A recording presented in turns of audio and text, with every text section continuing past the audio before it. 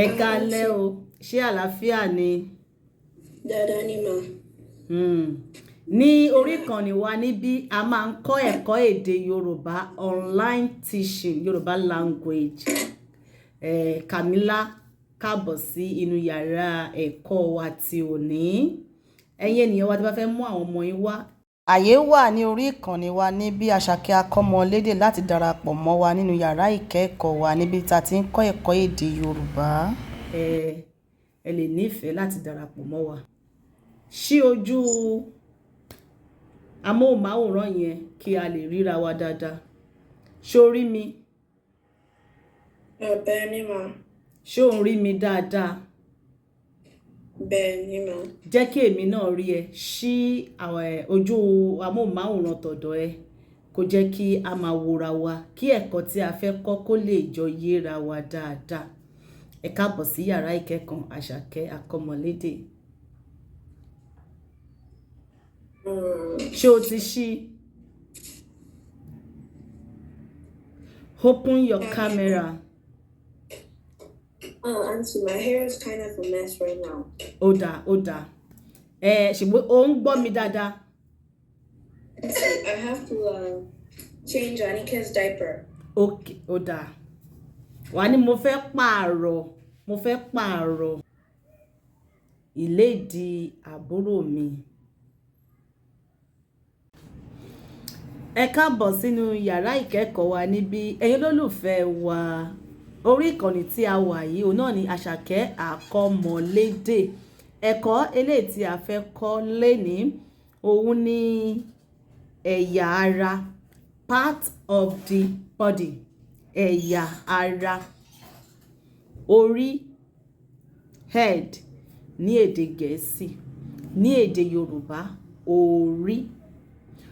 Ọwọ́ ní èdè Gẹ̀ẹ́sì hand, ní èdè Yorùbá ọwọ́.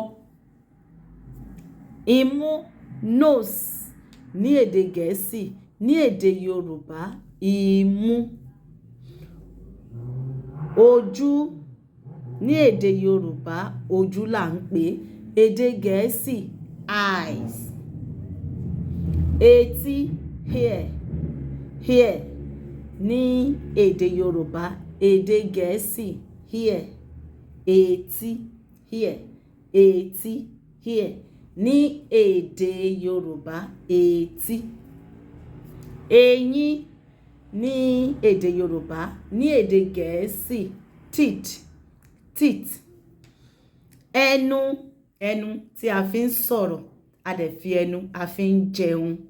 Ẹnu èdè Yorùbá, ní èdè Gẹ̀ẹ́sì mouth.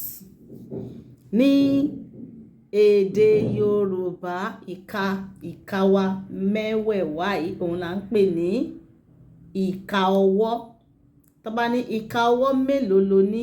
5 lọ́wọ́ òsì, 5 lọ́wọ́ ọ̀tún. Tá a bá pa papọ̀ á jẹ́ 10 ìka ọwọ́.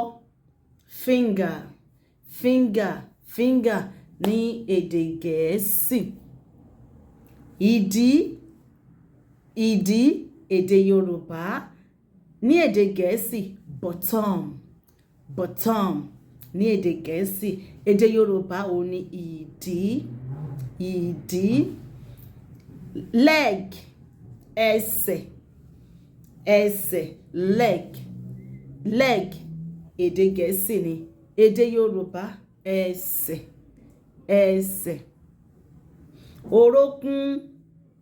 Orókún èdè Yorùbá ni orókún, ní èdè Gẹ̀ẹ́sì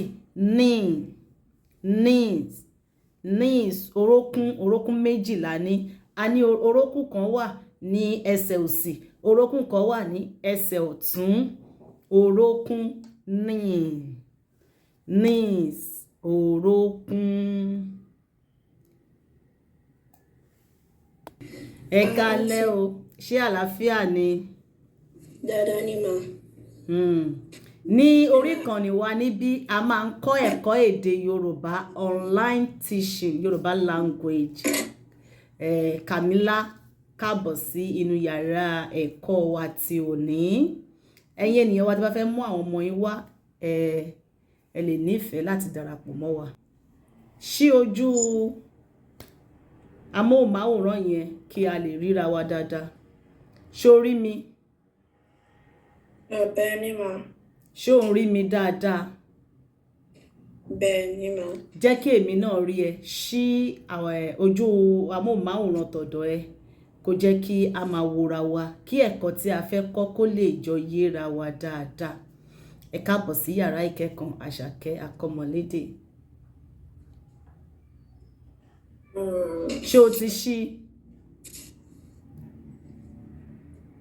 Open your camera. Auntie, my hair is kind of a mess right now. Ó dáa. Ṣùgbọ́n o ń gbọ́ mi dáadáa.